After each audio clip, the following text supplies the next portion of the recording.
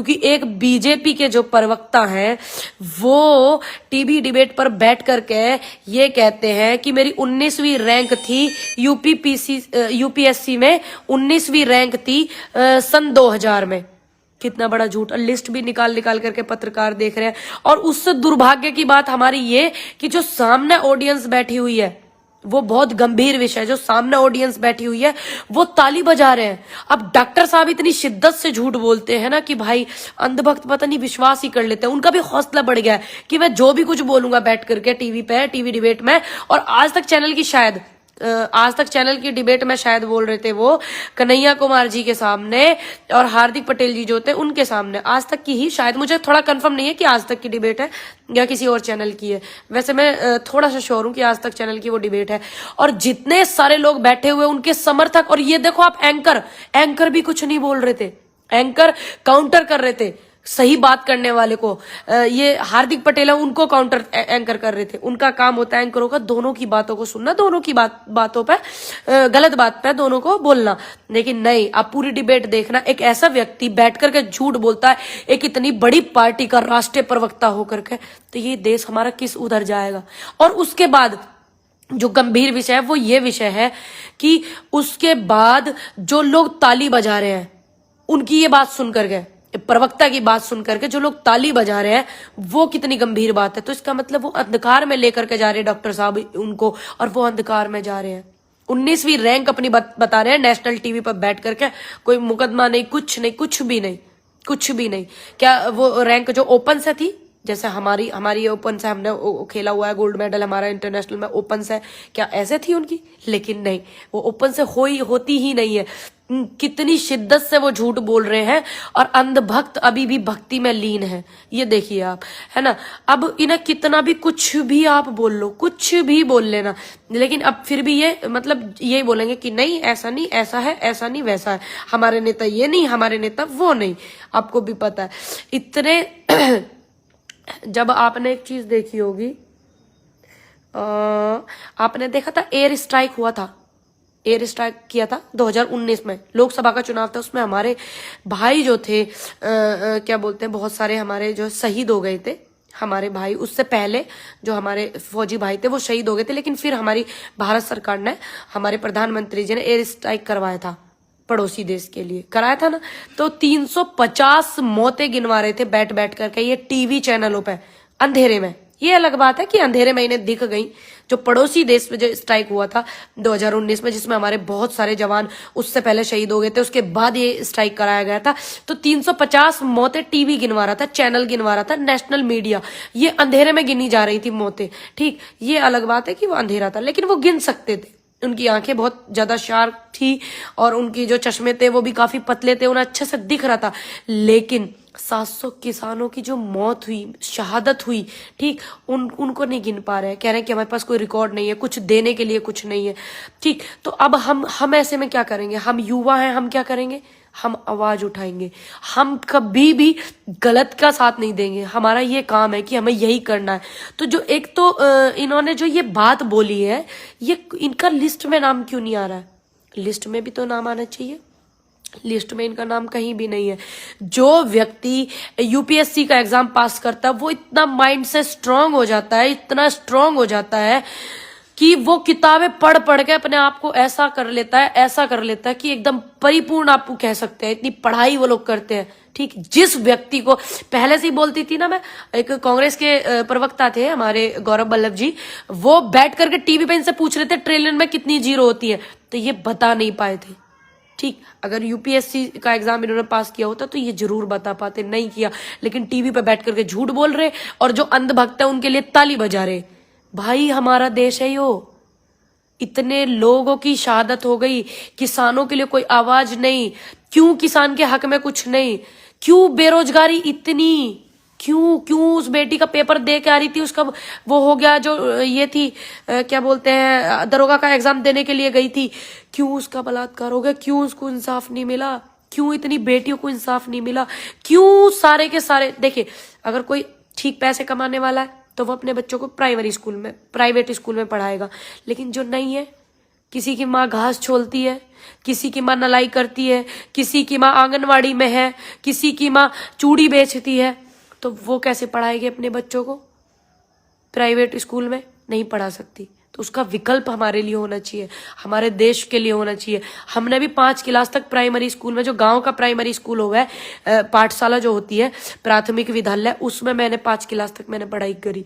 हमारी मदर की नहीं थी इतनी वो कि वो हमें प्राइवेट स्कूल में पढ़ा सके। तो हमारे जैसों के लिए तो ऑप्शन होना चाहिए कि नहीं। इसी तरीके से आप आवाज उठावें, क्योंकि ये सरकारी जो चीजें हैं ये उनको प्राइवेट ना करें, उन्हें सुधारें। जो प्राइवेट खोलने वाले लोग हैं वो अपना अलग से खोलें, जिनकी हैसियत होगी पढ़ाने की अपने बच्चों को तो वो पढ़ाएंगे, जिनकी नहीं होगी वो सरकारी स्कूल में पढ़ाएंगे, सरकारी हॉस्पिटल में इलाज कराएंगे। प्राइवेट हॉस्पिटलों में जो लोगों की मौत हो जाती है इलाज चलते चलते, तो वो मुंह लखा कर देखें कि कैसे बिल भर के हम लेके जावे अपने बंदे को। ये नहीं सोच रहे ये लोग। जेएनयू जैसी यूनिवर्सिटी है, सीतारमण भी वहीं की पढ़ी हुई है। वैसे मैं बता दूं, जिसको ये बोलते हैं कि जेएनयू टुकड़े टुकड़े है, ये है वो है, जेएनयू में एंट्रेंस पास करके आते हैं बिहार के लोग, इनके केरल के लोग, गरीबों के बच्चे पास करके आते हैं, फर्राटेदार इंग्लिश बोल करके आते हैं, पास करते हैं एंट्रेंस। जब एडमिशन नहीं मिलते बिना एंट्रेंस के वहां, जब इनको तकलीफ होती है कि यार एक इतनी दूर से गांव का बच्चा, एक गरीब का बच्चा पीएचडी कर लिया, ये पीएचडी कर लिया, जेएनयू वो सिखाता है। तो हमें इन चीजों के लिए आवाज उठानी चाहिए। जेएनयू सरकारी संस्था है, उसमें बहुत बच्चे पढ़ते हैं, पीएचडी करते हैं, एमफिल करते हैं, अपना भविष्य देखते हैं। जेएनयू वो है जो सिखावे, जो डरावे नहीं है। जेएनयू वो इन सब चीजों के लिए सरकारी संस्थाएं हैं, इन्हें मजबूत करें, ना कि इन्हें चुपचाप शांति से बिकने देवें। अगर हम भारतीय हैं तो हमारा ये कर्तव्य बनता है कि हम इन चीजों को उठावें। अभी इतनी समस्याएं है ना, यूपी में चुनाव है, सारे नेता आ रहे हैं निकल निकल करके। जब एक बेटी का बलात्कार हो जाता कोई नहीं आता, जब एक किसानों पे डंडे बजते कोई नहीं आता, जब लखीमपुर कांड होता कोई नहीं आता, जब हाथरस कांड होता कोई नहीं आता, उन्नाव होता कोई नहीं आता, और जो रोजगार मांगते कोई नहीं आता। यूपी टेट का जो एग्जाम था वो कैमरे की निगरानी में से वो पेपर लीक हो गया, कोई नहीं आता। लेकिन अब सब आएंगे। ये देखिए आप कौन किस समय पर आया, पुराने रिकॉर्ड निकाल करके देखना। मैं ये नहीं बोलूंगी कि सब गलत है, बस आप ये रिकॉर्ड निकाल कर देखना कि इन समय पे कौन आया, कौन सड़क पे था, कौन सड़क पे था, बस ये आप देखिएगा। बाकी यूपी टेट का इतना बड़ा घपला, जो एमएलए का भाई है, इतना बड़ा घपला। मैंने पूछा था कि क्या योगी जी बुलडोजर चलवाएंगे एमएलए के भाई के घर पर? बहुत बुलडोजर चलवाते हैं ना योगी जी। यूपी का एग्जाम हुआ है ना, यूपी का एग्जाम लीक हुआ ना, यूपी टेट बच्चे वाले, जो बच्चे 22 लाख के करीब बच्चे जो थे एग्जाम देने के लिए, अपने भविष्य के लिए वो लोग पढ़ाई कर रहे थे, 2-3 साल उनके खराब कर दी, पेपर लीक हो गया, 1 महीने बाद दोबारा कराएंगे, ये कराएंगे वो कराएंगे, कुछ नहीं कराएंगे, चुनाव में बिजी हो जाएंगे लोग, और फिर कह देंगे कि बीमारी आ गई, घरों में बैठो। फिर हम आवाज भी नहीं उठा पाएंगे, आवाज भी नहीं उठा पाएंगे, ये देख लेना आप। तो अभी ये उनके घर पे बुलडोजर चलाएंगे। मैं मुख्यमंत्री उत्तर प्रदेश जो है हमारे, उनसे पूछती हूँ कि उनके घर बुलडोजर चलेगा क्या? उनके घर ढहेंगे? नहीं ढहेंगे। बतावें, सब सवाल है। अब वो बच्चे जो है उन्होंने इतनी मेहनत करी, और वीडियो आप देख रहे हैं क्या डंडे बजाए जा रहे हैं रात के अंधेरे में, रात के अंधेरे में डंडे बजाई जा रही है इनकी पुलिस उन बच्चों पे। बस यही था, वो कह रहे हैं, हक मांग रहे हैं, वो अपना ये बोल रहे हैं कि हमें चाहिए रोजगार क्योंकि हम काबिल हैं, सभी लोग काबिल हैं। आप देखिए, एक भाई का एक मैसेज आ रहा है कि सिस्टर मुझे भी एग्जाम नहीं देने दिया, ओनली 1 मिनट, मुझे भी एग्जाम देने नहीं दिया, मैं ओनली 2 मिनट लेट हुआ था और एग्जाम आधा घंटे बाद चालू हुआ, एसएससी जीडी का राजस्थान से। भाई ये भी बहुत गलत बात है। आप अगर नहीं देने दिया तो ये भी गलत है, मैं आपके लिए भी बोलूंगी कि हाँ ये भी गलत है। आधा घंटे बाद अगर हो रहा है एग्जाम, अभी मैं देख रही थी लड़कियों का, एक लड़की इतनी बुरी तरीके से 3-4 लड़की रो रही थी कि मैम प्लीज हमें ले लो, मैम अभी एग्जाम होने में टाइम है, ले लो। तो ये भी बहुत गलत है भाई जी। और मैं इस वाली बात को बोलूंगी कि आपने जो एसएससी का जो एग्जाम दिया है, क्या नाम है आपका, आप है जीडी का राजस्थान से, आपने जो एग्जाम दिया है ये राजस्थान में दिया, ये यूपी में दिया है। अगर राजस्थान में दिया तो मैं तब भी आपकी आवाज उठाऊंगी। ऐसा नहीं है कि राजस्थान में कांग्रेस है तो मैं आपकी आवाज नहीं उठाऊंगी, बिल्कुल उठाऊंगी मैं तो, क्योंकि मैं सही के साथ हूं। लड़कियां रो रही थी, अभी की बात है यूपी में, कि मैम प्लीज़ हमें अंदर ले लीजिए। बुरी हालत थी उनकी रो रो करके कि अभी एग्ज़ाम 15 मिनट में होगा मैडम, हम इन आवाज़ों को उठावेंगे, बिल्कुल उठाएंगे, हमारा अधिकार है। हम किसी के वो नहीं है चाटुकार कि हम आवाज नहीं उठाएंगे, उठाएंगे, हमारा हक है, हमारे देश की जनता का हक है, हमारे देश के युवा का हक है। चाहे तुम अपनी कितनी भी कर लेना, कुछ भी आप कर लेना, 5 राज्यों में आपकी सरकार बिल्कुल नहीं आएगी, चाहे गठबंधन की सरकार होगी, लेकिन तुम्हारी नहीं आएगी। बद्दुआ लगेगी तुम्हें उनकी जिनके तुमने भविष्य खराब करे, जिनके परिवारों पे तुमने गाड़ी चलाई, बद्दुआ लगेगी उनकी जिन पे 700 किसान जो हमारे शहीद हुए उनकी, बद्दुआ लगेगी अन्न पैदा करने वाले की, तुम्हें बद्दुआ लगेगी सबकी।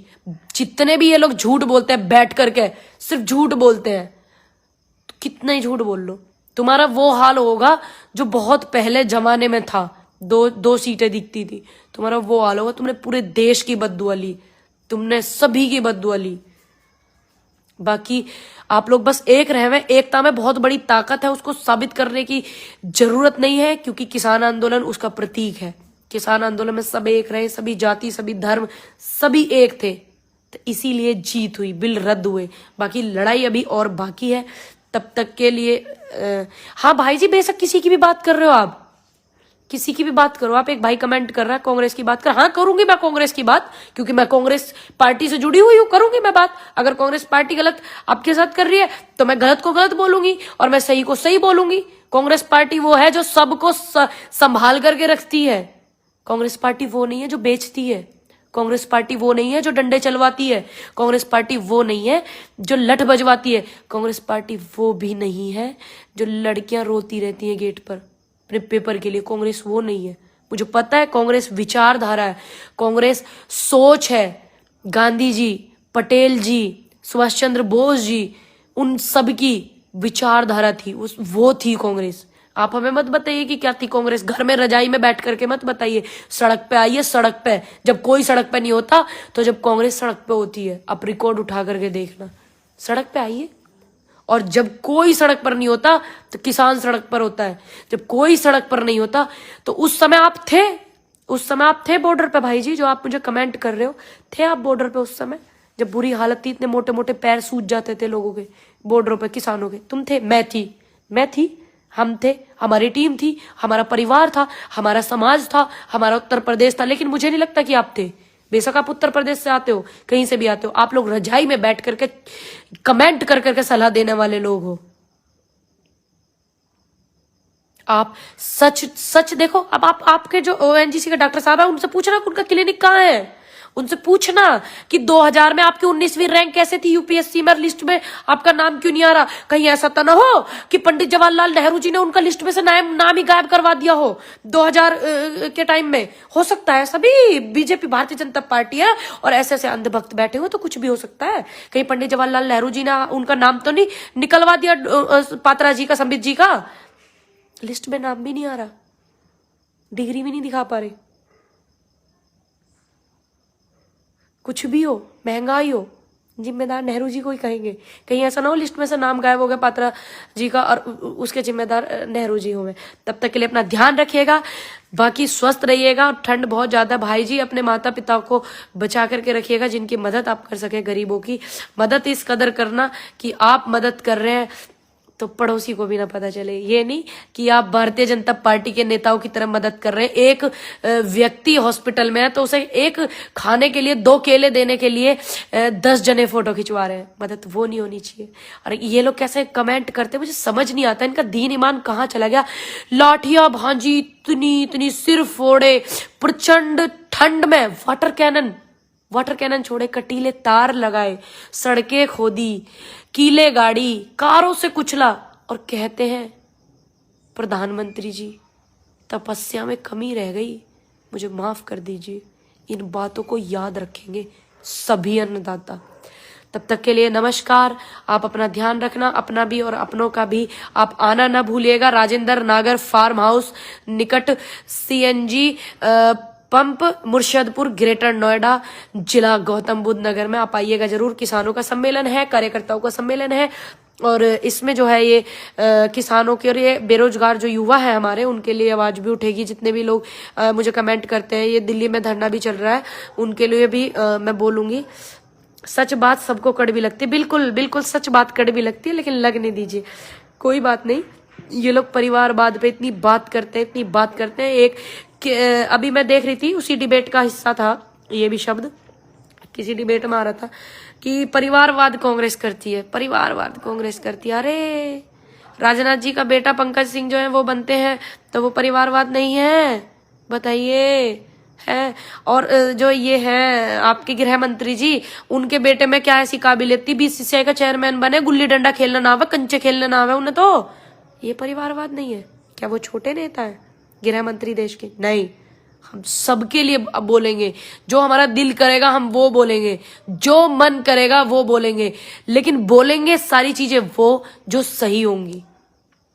तब तक के लिए तुम लोग अपने ज्ञान को इतना बढ़ा लो, इतना बढ़ा लो कि हर गली में से हर बेटी की, हर उस नौजवान की जो बेरोजगार है ना, तुम्हारे कान है ना सुन सुनकर बहरे हो जाएंगे, वो रोजगार रोजगार चिल्लाएंगे, बेटी इंसाफ इंसाफ चिल्लाएंगी। तो तुम अपने आप को, अपना ज्ञान भी बढ़ा लो, क्योंकि तुम लोगों की इतनी हैसियत नहीं होती कि तुम लोग बैठ करके किसी सच का सामना कर सको। तुम्हारे पात्रा साहब ही नहीं कर पाते, उनसे थोड़ा ज्ञान भी ले लो। अब तुम लोग कमेंट कर करके पात्रा नहीं बन जाओगे। तब तक के लिए नमस्कार, जय हिंद, जय भारत। ध्यान रखिएगा अपना भी और अपनों का भी।